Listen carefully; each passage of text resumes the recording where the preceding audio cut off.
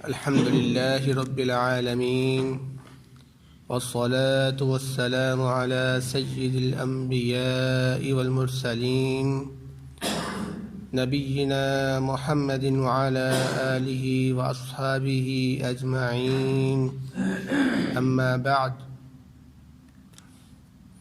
أعوذ بالله السميع العليم من الشيطان الرجيم بسم الله الرحمن الرحيم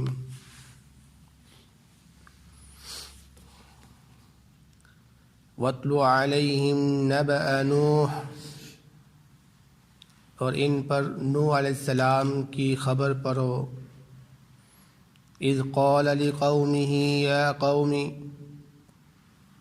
جب اس نے کہا اپنی قوم کے لیے کہ اے میری قوم، ان کان کبر علیکم مقامی وتذکیری بآیات اللہ، اگر تمہارے اوپر میرا کھڑا ہونا یا اللہ رب العزت کی آیات کے ساتھ تمہیں نصیحت کرنا بھاری پڑ گیا ہے، فعلی اللہ توکلت، تو پھر میں اللہ رب العزت پر ہی توکل کرتا ہوں۔ فاجمعوا امرکم وشرکاءکم، پس تم اپنے معاملے کو اپنے شرکاء کے ساتھ مل کر طے کر لو۔ ثم لا یکن امرکم علیکم غمہ، پھر نہ ہو تمہارا معاملہ تمہارے لیے مخفی۔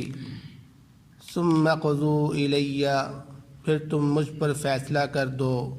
ولا تنظرون، اور مجھے مہلت نہ دو۔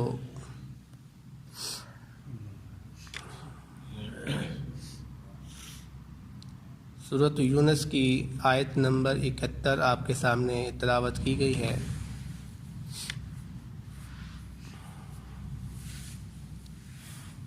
اس آیت مبارکہ میں اللہ رب العزت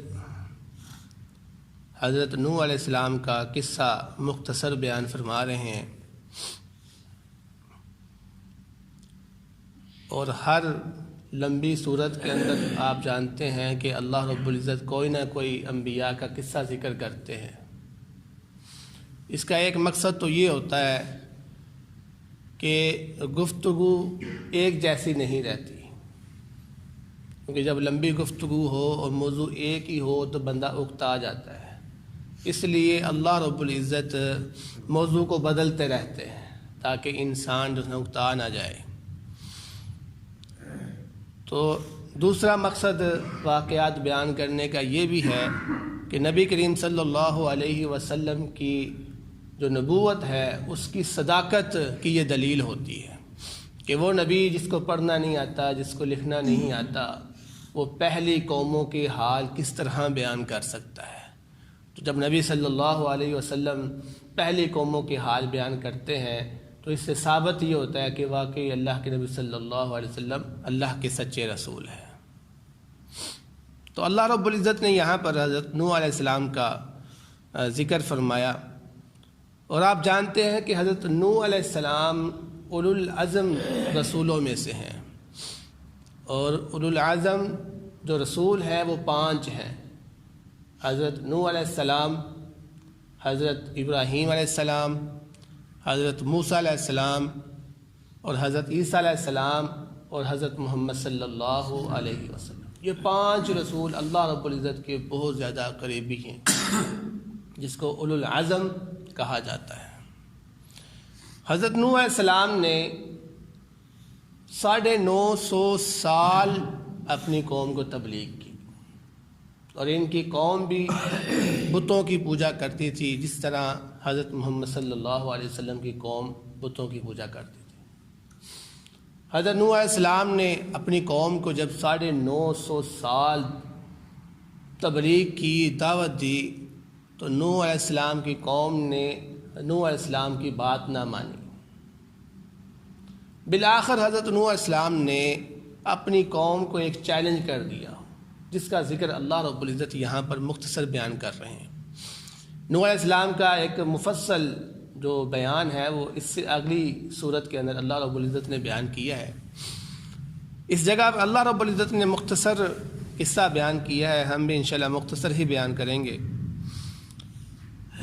تو نوح علیہ السلام نے جب 950 سال تبلیغ کی، اور اپنی تبلیغ سے پھر وہ لوگوں نے جب ایمان نہیں لے کر آئے تو وہ تھک گئے۔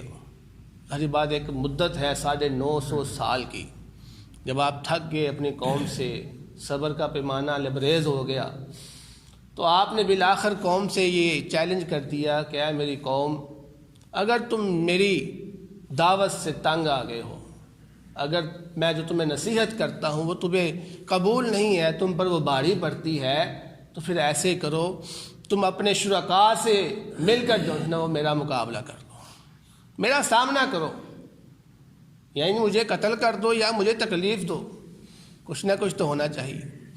نہ تم میری بات مانتے ہو، نہ تم اللہ رب العزت کی طرف آتے ہو، تو پھر میں آخر میں یہی کہوں گا، تم مجھے چھوڑ کر، اللہ رب العزت کی ذات کو چھوڑ کر جن بتوں کی تم عبادت کرتے ہو ان کو اپنے ساتھ لے کر میرے سامنے آ جاؤ، میرا مقابلہ کرو۔ فرمایا فاجمعوا امرکم وشرکاءکم، اپنے شرکاء کو بھی لے آؤ اس معاملے کو حل کرنے کے لیے۔ ثم لا یکن امرکم علیکم غمہ، فیصلہ واضح طور پر کرنا، سوچ سمجھ کر کرنا، کہیں ایسا نہ ہو کہ تم کہو یہ بات رہ گئی، فیصلہ ابھی واضح نہیں ہوا، نہیں، اس لیے فرمایا فیصلے کے اندر جو ہے نا وہ کوتاہی نہیں ہونی چاہیے، واضح طور پر فیصلہ ہونا چاہیے۔ اور میں تو پھر اپنے رب پر ہی توکل کرتا ہوں، میں تو اکیلا ہوں، میں اپنے رب پر ہی توکل کرتا ہوں، لیکن تمہیں میں یہ کہہ رہا ہوں کہ جب تم فیصلہ کر لو تو پھر مجھے مہلت نہ دینا، انتظار نہ کرنا، مجھ پہ ترس نہ کھانا، میدان میں آ جانا۔ تو اللہ رب العزت کیا فرما رہے ہیں؟ فَإِن تَوَلَّيْتُمْ، جب وہ لوگ پھر گئے، انہوں نے منہ پھیر لیا، یعنی نوح علیہ السلام سے انکار کر دیا کہ ہم واقعی تمہاری بات نہیں مانیں گے، ہم تمہارا ساتھ نہیں دیں گے، ہم تمہارے خلاف کھڑے ہوں گے، تو نوح علیہ السلام نے کیا فرمایا؟ فَمَا سَأَلْتُكُم مِّنْ أَجْرٍ، اگر تم میرے خلاف کھڑے ہو جاتے ہو تو میں کون سا تم سے لے کر کھاتا ہوں؟ میں نے 950 سال جو تبلیغ کی ہے وہ تم سے اجرت نہیں لیتا رہا، کوئی مزدوری نہیں لیتا رہا، جو مجھے ڈر لگ رہا ہے کہ تم میرے خلاف کھڑے ہو گئے تو مجھے کون دے گا روزی، میں کہاں سے کھاؤں گا؟ نہیں، میں نے جتنا بھی دین کا کام کیا ہے وہ اللہ رب العزت کی رضا کے لیے کیا ہے، اس لیے فرمایا ان اجری الا علی اللہ، میری جو مزدوری ہے، میرا جو اجر ہے وہ تو اللہ رب العزت کے پاس ہے، لہذا مجھے تمہاری مخالفت کرنے کا کوئی ڈر نہیں ہے۔ فرمایا وَأُمِرْتُ أَنْ أَكُونَ مِنَ الْمُسْلِمِينَ، مجھے تو میرے اللہ نے بس یہی حکم دیا ہے کہ فرما بردار ہونا، بس مسلمان ہونا، تو میں مسلمان ہوں، میں مسلمان ہوں۔ اس سے یہ بھی ثابت ہوتا ہے کہ ہر نبی جو بھی دین لے کر آیا ہے وہ دین اسلام لے کر آیا ہے، وہ دین اسلام لے کر آیا ہے۔ یہاں پر بھی فرمایا وَأُمِرْتُ أَنْ أَكُونَ مِنَ الْمُسْلِمِينَ، یہ کہ میں مسلمانوں میں سے ہو جاؤں، مسلمان اللہ کا اسلام کا دین ہے۔ فرمایا فَكَذَّبُوا، جب اس کی قوم نے نوح علیہ السلام کو جھٹلا دیا، فَنَجَّيْنَاهُ وَمَن مَّعَهُ فِي الْفُلْكِ، تو ہم نے نوح علیہ السلام کو نجات دی اور ان لوگوں کو جو نوح علیہ السلام کے ساتھ تھے، فی الفلک کی کشتی کے اندر۔ کشتی کا واقعہ بڑا معروف ہے، آپ لوگوں نے سنا ہوا ہے کہ جب نوح علیہ السلام نے اپنی قوم کو چیلنج کیا تو اس کے ساتھ ہی نوح علیہ السلام نے اللہ رب العزت سے دعائیں کرنی بھی شروع کر دی، تو اللہ رب العزت نے نوح علیہ السلام کی دعا کو قبول کیا اور نوح علیہ السلام کو کشتی بنانے کا حکم دیا۔ اب نوح علیہ السلام جب کشتی بنا رہے ہوتے تو نوح علیہ السلام کی قوم نوح علیہ السلام کو مذاق کرتے کہ دیکھو اب نوح علیہ السلام نے خشکی کے اندر کشتی بھی چلانی ہے، یعنی وہاں پر پانی نہیں تھا، تو سمندر نہیں تھا قریب جس کا کشتی بنانے میں تصور کیا جا سکتا ہو، تو نوح علیہ السلام کی پھر قوم مذاق کرتی تھی گزرتے ہوئے بھی، اب نوح نے جو ہے نا وہ اس علاقے میں کشتی بھی چلانی ہے۔ تو جب اللہ رب العزت نے اپنے عذاب کا جو وعدہ تھا وہ وعدہ لے کے آ گیا، تو اللہ رب العزت نے ایک نشانی بتائی ہوئی تھی نوح علیہ السلام کو کہ جب عذاب سٹارٹ ہوگا تو آپ نے اپنے قوم جو آپ کے ساتھ ایمان لے کر آئے ہیں چند لوگ، ان کو لے کر کشتی میں چلے جانا ہے، اور وہ نشانی کیا تھی کہ نوح علیہ السلام کے گھر میں جو ہے نا ایک تندور تھا. اللہ رب العزت نے فرمایا تھا جب اس تندور کے اندر سے پانی ابلنا شروع ہو جائے گا تم فوراً کشتی کا رخ پکڑنا. تو نوح علیہ السلام نے جب دیکھا کہ اس تندور کے اندر سے پانی ابلنا شروع ہو گیا، نوح علیہ السلام نے اپنے ساتھیوں کو ساتھ لیا اور کشتی میں سوار ہو گئے.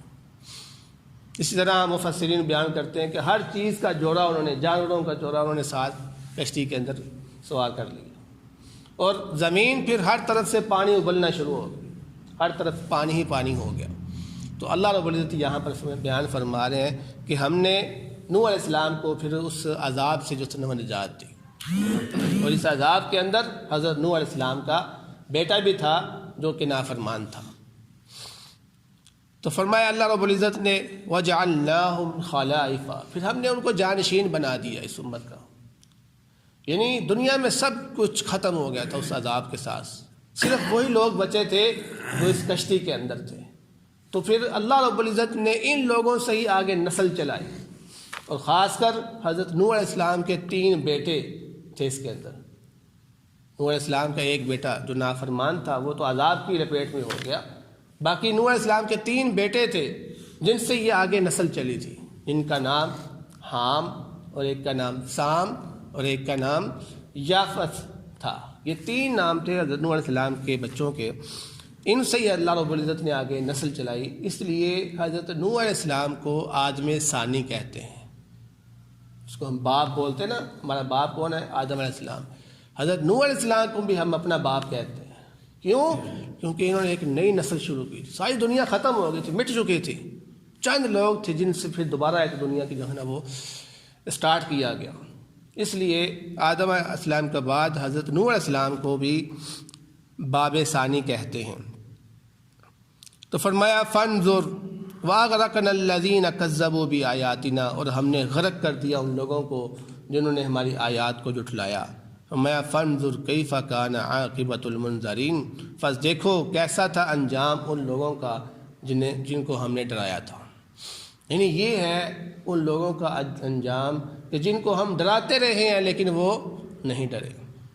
تو یہ ایک طرف سے نبی صلی اللہ علیہ وسلم کو بھی صبر کی تلقین دی جا رہی ہے کہ اے نبی صلی اللہ علیہ وسلم آپ بھی اولو العزم رسولوں کی طرح صبر کریں.